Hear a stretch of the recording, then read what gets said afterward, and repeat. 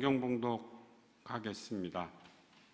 성경 봉독은 마가복음 4장 35절에서 41절 말씀입니다.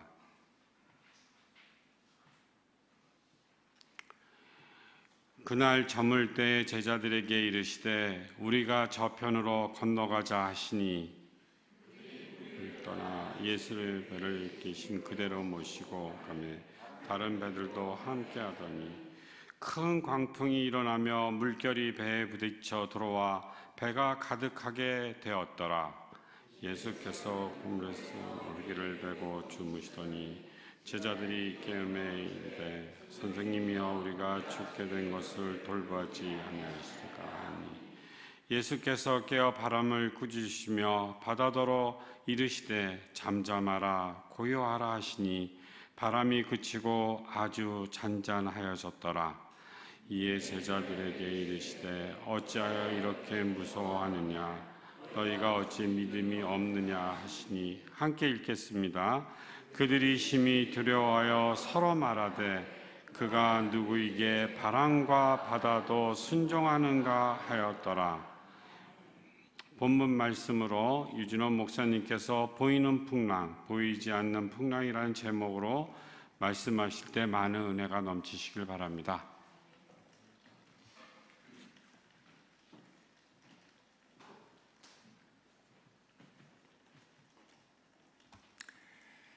할렐루야. 환영해 주셔서 감사합니다. 주 안에서 뵙게 돼서 정말 반갑습니다.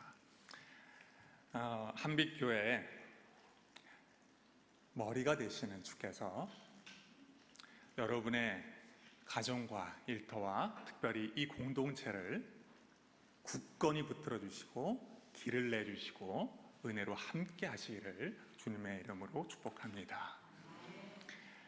중요한 시기라고 들었습니다. 그 시기 동안에 제일 먼저 잘 아시겠지만 기도에 힘쓰셔서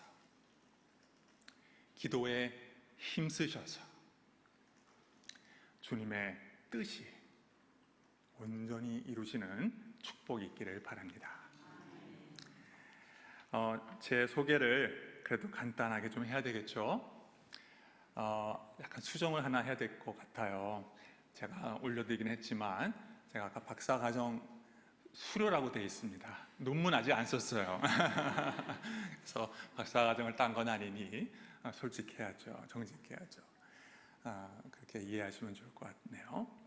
저는 전자공학과를 나왔습니다. 그래서 직장 생활을 했어요. LG전자, 그 당시에는 LG전자 정보통신이죠. 그 연구소에서 근무를 하다가 하나님께서 일터에서 일하시는 것을 보았어요. 이것도 간증이 너무 많아요. 나중에 한번 기회가 있으면 말씀드리고 싶어요. 하나님이 살아계세요. 교회 안에서만 살아계신 것이 아니라 우리의 일터 가운데서 어떻게 역사하시는지 참 기뻤어요. 하나님께서 그런 저를 또 불러주셔서 도미를 해서 사우스 웨스턴이라는 신학교에서 신학 공부를 하게 됐습니다. 그러면서 거기서 오래된 교회에서 저를 청빙해 주셔서 공교롭게도 이름이 같네요. 한빛교회, 달라스 한빛교회에서 섬기면서 그때 목자의 마음이 무엇인지를 배웠습니다. 혈기왕성했던 젊은 그 목사였던 저를 많이 다듬어 가시는 과정을 밟기 시작해 주셨어요. 그리고는 하나님 때가 돼서 한국으로 와서 제 직장 생활과 또 목회 사역을 합치니까 사목이 되더라고요.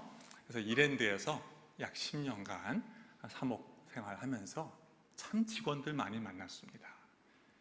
MZ세대부터 경영자까지 성경 공부, 코칭, 상담, 제자훈련, 기도 모임, 그러면서 또 그 가운데도 우리 안수집사님도 만나게 됐는데요. 거기서 하나님께서 우리의 다양한 인생 여정 속에 하나님께서 복음으로 어떻게 섬겨야 되는지를 또 알려주셨어요. 그리고는 올해 3월이죠. 3월 말에 이런 데서 나와서 이제 패스파인더라는 이제 법인을 준비하고 있습니다. 그래서 코칭 폼을 준비를 하고 동시에 인투라는 이거는 이제 개척교회 준비 모임이에요. 이걸 통해서 지금은 강남 6호화에 문화센터를 빌려서 준비 모임을 갖기 시작하고 있습니다. 그런 와중 속에 이렇게 또 연락을 주셔서 말씀을 전할 수 있으니 감사하네요. 3주 정도 말씀을 전하는데 기도하면서 시리즈 제목을 하나 세워보았습니다. 예수님께 배우다. 3가지 주제를 다뤄보려고 합니다. 오늘은 고난에 대해서, 다음 주는 기도에 대해서, 그리고 9월 첫째 주에 대해서는 교회됨에 대해서 나누고자 합니다. 잠깐 기도하겠습니다. 주님, 부족한 종이 섰습니다. 교회도 주님의 은혜로 모이는 것이고 말씀도 주님의 은혜로 전하는 것입니다. 저의 모든 부족한 부분은 십자가 뒤로 감추어 주시고 하나님의 말씀을 온전히 함께 나누고 함께 배우고 함께 적용하는 시간 되도록 축복해 주옵소서. 예수님 이름으로 기도드립니다. 아멘. 보이는 풍랑, 보이지 않는 풍랑, 인생을 흔히들 항해로 비유하곤 합니다. 그만큼 만만치 않기 때문에 그렇습니다. 성경도 항해라는 비유를 종종 씁니다. 저희 어머님 얘기를 해야 되겠네요. 저희 어머님은 굉장히 미인이십니다. 정말 미인이세요. 연세가 되신 분들은 아시겠지만 예전에는 대학 때 대학마다 퀸을 뽑는 게 있었어요. 퀸. 저희 어머님이 메이 퀸, 5월의 여인이 되셨어요. 그래서 이렇게 잡지에도 나오셨습니다. 그 정도면 정말 미인이시죠? 그래서 미남인 아버지랑 결혼해서 저와 동생을 낳으셨어요. 그렇게 행복하게 살 줄 알았는데 큰 풍랑을 맞이하게 됩니다. 제가 7살 때 저와 어머니가 부엌에 들어갔어요. 어머님은 프로판가스가 새는 줄 모르고 스위치를 올렸고 가스가 폭발했습니다. 저도 지금 흔적이 있어요. 기억은 안 나는데 눈을 딱 뜨니까 병원이었어요. 제 손은 붕대로 감겨 있었고 가까이 보시면은 제 입술이나 여기에 흔적이 좀 남아 있습니다. 오해하지 마세요. 수술한 건 아니에요. 얼굴 수술은 안 했어요. 하지만 저희 어머님은 굉장히 심각했습니다. 두 손과 팔이 3도 화상을 입었는데 피부 재생을 위해서는 피부 이식 수술을 받아야 됐고 전신 마취 수술만 15번을 했습니다. 그리고 제 기억으로 한 60 넘어서까지 평생 장갑을 끼고 사셨어요. 근데 이제 연세가 그 이후로는 이제는 괜찮은 것 같아. 장갑을 벗고 사시더라고요. 또 괜찮아 보이더라고요. 그 고난이 참 힘겨웠지만 저희 집안에게는 축복이 됐습니다. 그 고난으로 복음이 들어왔어요. 예수님을 알게 됐어요. 그 주변에 있는 권사님 한 분이 그렇게 매일같이 와서 기도해 주시고 만져주시고 그 손이 회복이 되는 것을 보았습니다. 어머님이 처음으로 하나님을 믿기 시작했어요. 그리고는 오랜 시간이 지나서 마음이 그렇게 굳게 다쳤던 아버님도 교회를 다니기 시작했어요. 어머니 쪽으로, 아버지 쪽으로 복음이 흘러가기 시작했어요. 그래서 신앙인은요, 자신의 고난이 재해석이 됩니다. 믿음의 렌즈를 갖고 보면 고난에 의미가 들어가는 것을 발견해요. 성경에 고난에 대해서 한 3가지 정도의 풍랑 비유를 제가 좀 들 수가 있을 것 같은데 3가지 유형의 풍랑이 있어요. 첫 번째는 하나님의 징계형 풍랑이 있습니다. 우리를 일깨우시고 우리를 정신 차리라고 주께 돌아오라고 주시는 풍랑이 있어요. 혹시 떠오르는 이 성경 인물 누가 있죠? 예, 요나. 흔드십니다. 너 어디 가니? 내게로 와야지. 내가 원하는 그 길, 너가 가야 할 그 길을 가야 되지 않겠니? 흔드십니다. 결국은 회개의 자리, 기도의 자리, 돌이킴의 자리, 회복의 자리를 거쳐 하나님께 쓰임을 받죠. 두 번째 풍랑은 하나님의 영광이라고 할까요? 하나님의 임재, 하나님 되심이 드러나는 풍랑이 있습니다. 사도행전 27장에 가면 유라굴로라는 광풍을 맞이하는 사도 바울 이야기가 나오죠. 주 예수 신분으로 로마에 가고 싶었습니다. 복음을 전하고 싶었어요. 배를 타고 가는데 유라굴로라는 광풍을 맞이합니다.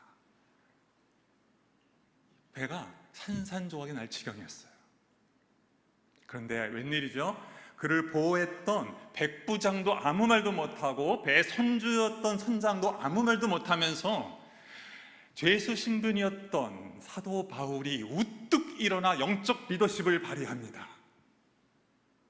하나님이 우리와 함께 하십니다. 한 사람도, 여기 있는 사람들 중에 한 사람도 목숨을 잃지 않을 것입니다. 우리는 어느 섬에 떨어져 살게 될 것입니다. 그 말씀대로 이루어집니다.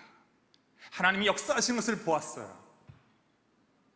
그리고 몰타섬이라는 데 가서 그 주장의 아버지를 치유하면서 그 섬에도 복음이 들어갑니다.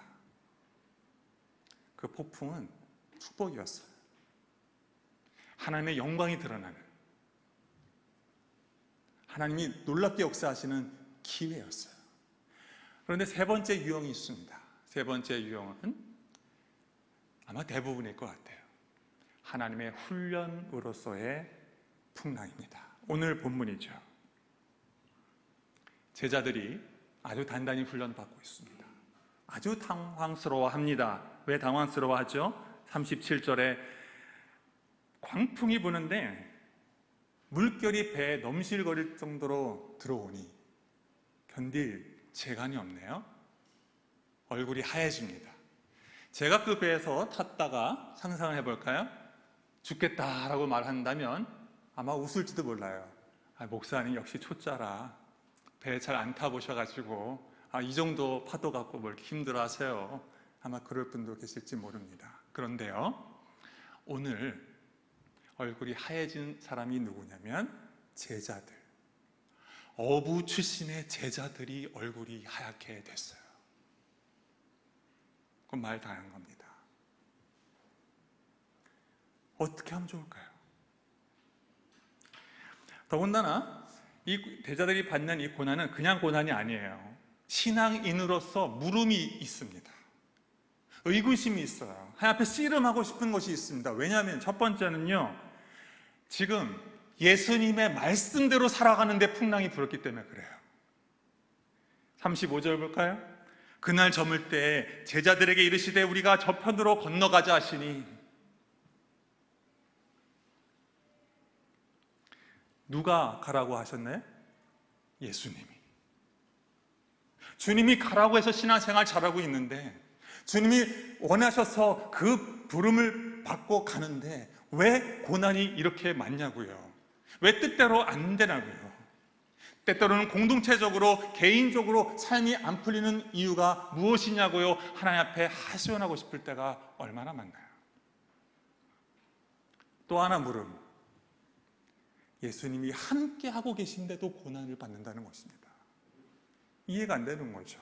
36절 보세요. 그들이 무리를 떠나 예수를 배에 계신 그대로 모시고 가매 다른 배들도 함께 하더니 큰 광풍이 일어나며 물결이 배에 들어와 가득하게 되었더라.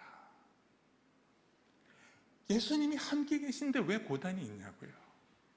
예배 때 은혜가 있고 아침마다 말씀을 묵상하면서 주님의 동행을 내가 붙들고 살아가는데도 왜 풍랑이 부냐고요. 초심자의 착각이라는 게 있습니다. 처음에 신앙심을 갖게 되면 너무 은혜가 많죠. 세상이 다 분홍빛 같습니다. 하나님이 나의 아버지 되셔. 부족함이 하나도 없어.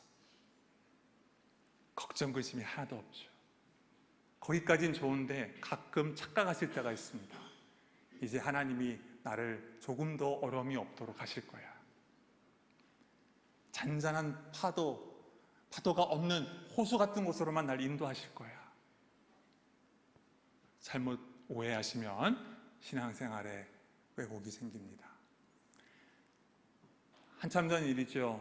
제가 대학부 청년부 때 후배 한 명이 저한테 했던 말이 기억이 나요. 하나님 살아계신 것을 부인할 수 없는데 하나님이 날 사랑하시는지는 모르겠어요. 이러더라고요. 왜요? 삶이 그렇게 고단했던 거예요. 그 다음 스토리는 너무나 잘 압니다. 제자들이 예수님을 깨웁니다. 그리고는 이렇게 말하죠. 우리 죽게 됐어요. 뭐 하십니까? 저희 죽게 됐어요. 예수님이 벌떡 일어나시죠. 글쎄요, 누구는 자는 척 하셨는 거 아니냐, 혹은 정말 피곤해서 주무신 거 아니냐, 성경은 말하고 있지 않지만 예수님의 성품과 상황을 봤을 때 정말 피곤하셨던 건 분명한 것 같아요. 예수님이 일어나셔서 우뚝 서셔서 그 폭풍을 향해 마치 아이를 다루듯이 잠잠해라 하니 그 넘실거렸던 그 파도가 한순간에 가라앉는 거예요. 그리고 제자들은 또 한 번 놀라게 됩니다. 그 자기를 죽일 것과 같던 파도가 잠잠해지는데 오늘 여러분에게 하고 싶은 메시지가 지금부터입니다. 눈에 보이는 파도는 가라앉았는데 예수님 눈에 보이지 않는 파도가 보여요. 그 풍랑은, 보이지 않는 그 풍랑은 마음속에 부는 풍랑입니다. 제자들 마음속에 풍랑이 있는 것을 보았어요. 예수님이 그 풍랑의 이름을 지어주십니다. 보실까요? 40절입니다. 이에 제자들에게 이르시되 어찌하여 이렇게 무서워하느냐. 마음에 이는 풍랑의 이름이 무엇이었나요? 무엇이었나요? 두려움의 풍랑이었어요. 우리가 평상시 때는 모릅니다. 어려울 때, 힘들 때, 내 뜻대로 안 될 때 내 안에 있는 풍랑을 보게 돼요. 내 안에 숨어 놓았던, 꽁꽁 숨어 놓았던 그 풍랑을 직면하게 됩니다. 예수님은 그걸 보셨어요. 그리고 우리가 그것을 보기를 원하셨어요. 우리도 신앙 좋아 보이고 싶어요. 저도 그렇습니다. 여기 있는 분도 다 그렇지 않겠어요? 하지만 다 알죠. 우리 안에 풍랑이 얼마나 일었나요? 마음에 안 들 때 염려의 불안의 풍랑이 일지 않았던가요? 어떤 때는 깊은 디프레션, 우울의 늪에 빠진 것 같은 낙심의 풍랑이 일지 않았던가요? 어떤 때는 그 어려움 속에 놀랍죠. 이기적이 되고 싶고 나만이라도 살고 싶고 오히려 욕심을 부리고 싶고 세속적으로 살아가고 싶은 그런 욕구의 풍랑이 불지는 않았던가요? 온갖 풍랑이 비로소 그 어려움 속에서 비로소 내 마음속에 있는 것을 보게 되는 거예요. 그리고 예수님은 우리의 그 마음의 풍랑의 뿌리를 보게 하십니다. 바로 40절 다시 한번 보죠.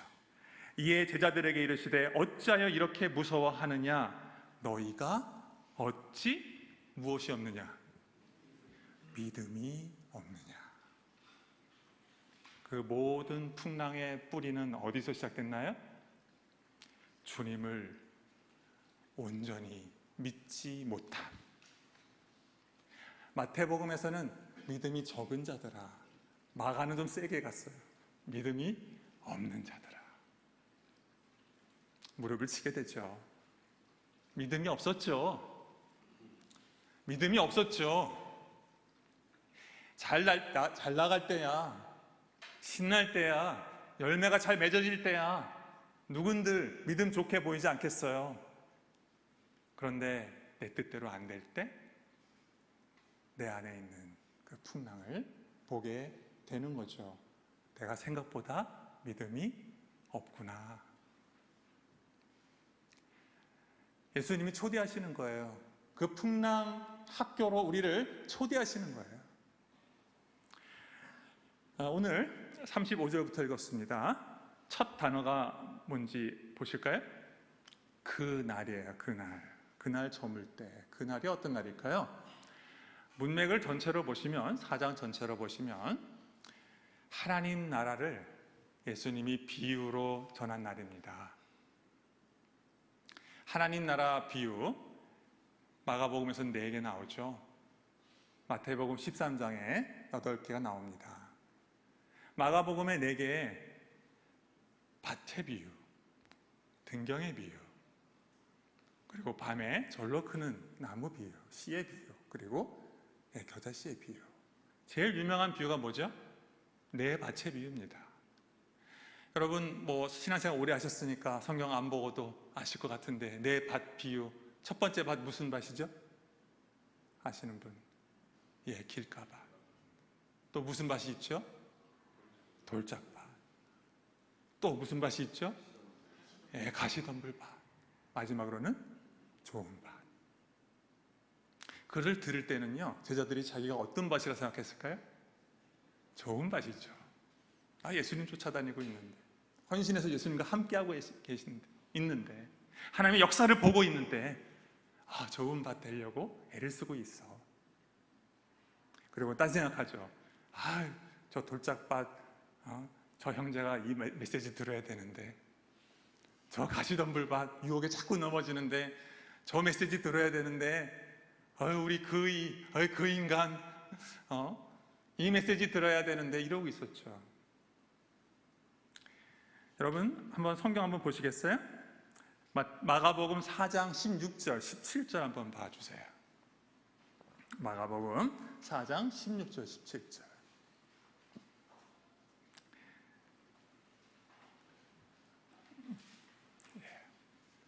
혹시 찾으셨으면 같이 한번 읽어볼까요? 또 이와 같이 돌밭에 뿌려졌다는 것은 이들을 가리킴이니 곧 말씀을 들을 때에 즉시 기쁨으로 받으나 그 속에 뿌리가 없어 잠깐 견디다가 말씀으로 인하여 환난이나 박해가 일어나는 때에는 곧 넘어지는 자요. 처음에는 기쁨으로 받았는데 환난과 박해, 어려움이 있을 때 넘어지는 자, 어디서 봤던 사건인데요.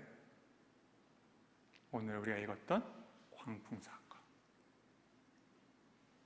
처음에는 기쁨으로 주님을 따라갔는데 광풍이 부니까 넘어졌네요.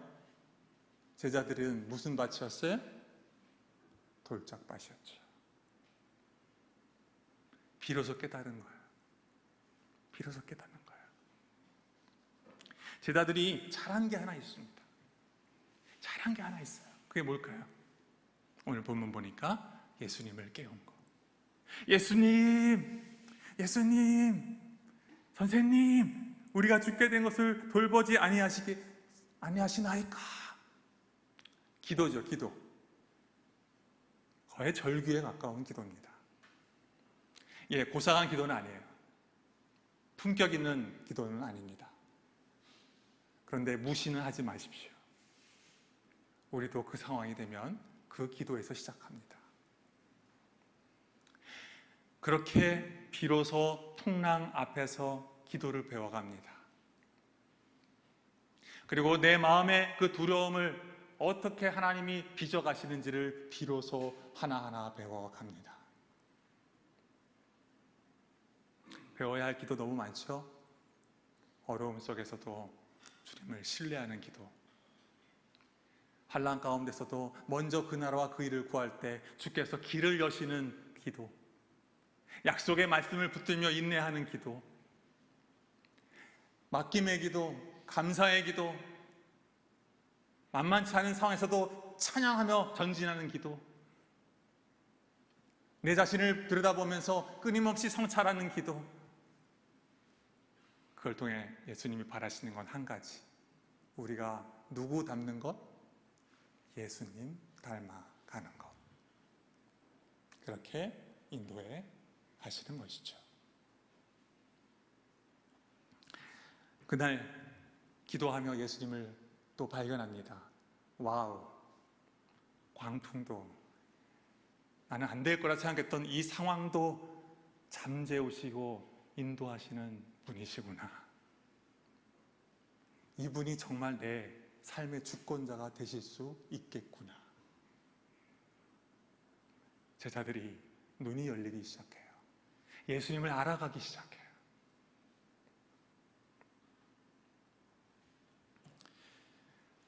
풍랑학교에서 예수님은 우리의 외적인 풍랑도 잠재우시지만 우리의 내적인 풍랑을 잠재워 가시며 믿음을 자라도록 인도해 가십니다. 우리가 상황 속에 마음에 안 드는 상황이 있을 때, 저도 그랬어요. 참 마음에 안 드는 상황들이 많은 것 같아요. 그러면은 화도 나고요. 제가 뭐 보시면 알겠지만 사람들한테 화를 내본 적은 거의 없는 것 같아요. 근데 제 자신에 대해서는 굉장히 화가 많이 납니다. 화가 있고 분노도 있고 어때는 울적하기도 하고 짜증도 나고. 그때 알았어요. 그때는 이걸 그냥 누르고 그냥 통과하면 되는 줄 알았는데 그 하나하나가 주 안에서 다듬어 가야 할 교과 과목이라는 것을 알았어요. 절대 피할 수 없습니다. 부디 여기 한빛 공동체 성도님들은 우리의 내면의 내적 풍랑을 다듬어 가시면서 우리를 멋있게 예수님 닮아가도록 인도하시는 그 하나님의 손길을 경험하기를 주님의 이름으로 축복합니다. 한 가지 위로의 약속을 하나 드리고 싶네요. 그것은 뭐냐면, 우리가 인생 항해를 하게 되면 별 보는 것도 있을 거예요. 밤하늘도 얼마나 예뻐요. 날치라고 하나요? 바다 위로 이렇게 그냥 물고기들이 나르기도 하고요. 물속으로 들어가면 하나님의 아름다운 그 물속 세계도 보게 되죠. 하지만 또 어떤 때는 걷잡을 수 없는 풍랑을 보기도 합니다. 좋은 소식 한 가지. 어떤 항해에 있던지 간에 주님이 우리와 함께 하신다는 것입니다. 그분이 이 풍랑학교를 거칠 때 우리를 보고 계시다는 것입니다. 같이 그 풍랑을 다듬어 가기를 원하신다는 것입니다. 그분은 성공하실 거예요. 우리가 볼 때는 우리는 어눌해서 가끔 넘어질 때도 있지만 하나님은 포기 안 하세요. 결국은 우리를 어떤 상황에서도 마음의 평정심을 유지할 수 있는 하나님의 자녀, 예수님의 제자다운 제자로 빚어 가실 것입니다. 그 주님이 오늘도 여러분 한 분 한 분, 그리고 이 한빛 공동체와 함께 하고 계시다는 사실을 잊지 마시고, 여러분 마음속에 풍랑일 때 너무 놀라지 마시고 그거를 다루기를 원하시는구나 고백하시고 주님의 말씀 붙들고 빚어가시는 은혜가 있기를 주님의 이름으로 부탁드립니다. 제가 찬양을 한 곡 부르고 싶었어요. 혹시 아무것도 두려워 말라라는 찬양 가능한가요? 잘 아는 가사지. 아무것도 두려워하지 말아라, 하나님이 지켜주신다. 힘에 겨워 지칠 때가 있지만 주님이 나를 지켜주신단다. 세상에 험한 풍파 몰아칠 때도 주님이 지켜주신다. 이 찬양을 함께 부를 때 여러분, 눈에 보이는 풍랑만 다스리시는 게 아니라 우리 마음속의 풍랑도 다스리시는 분이시라는 것을 기억하며 이 찬양으로 신앙 고백하기 원합니다.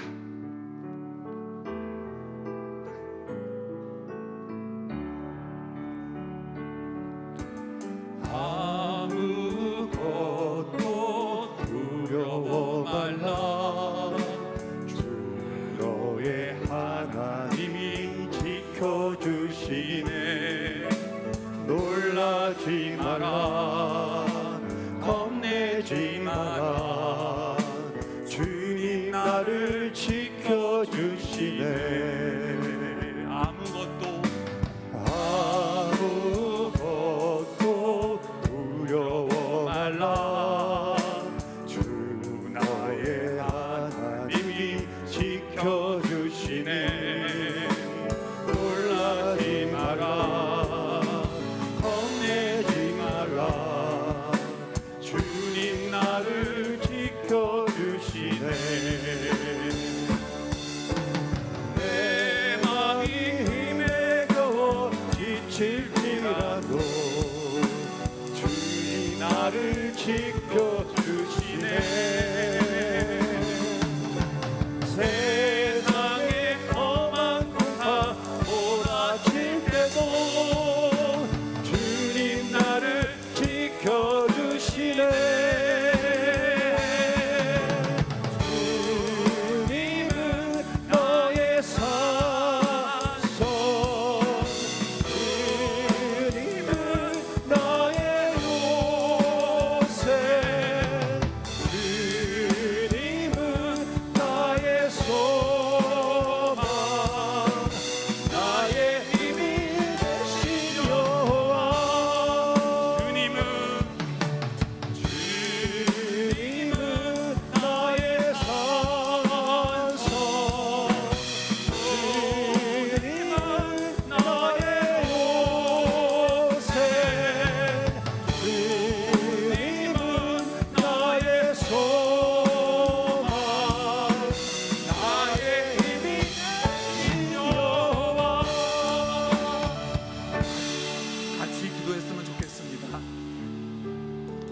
주님 앞에 솔직히 기도했으면 좋겠습니다.